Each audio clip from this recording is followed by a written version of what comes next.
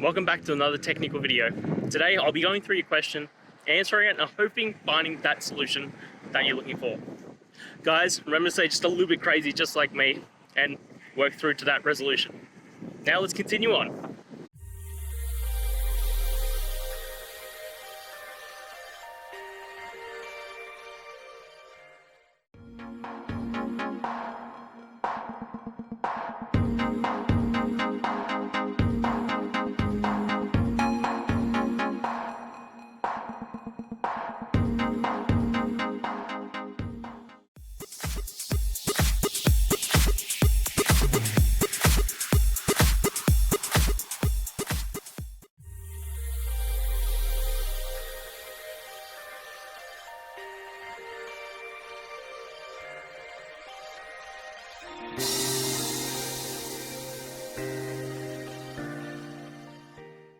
And that's it, guys. We've gone through the solutions and I'm hoping that it resolved your issue.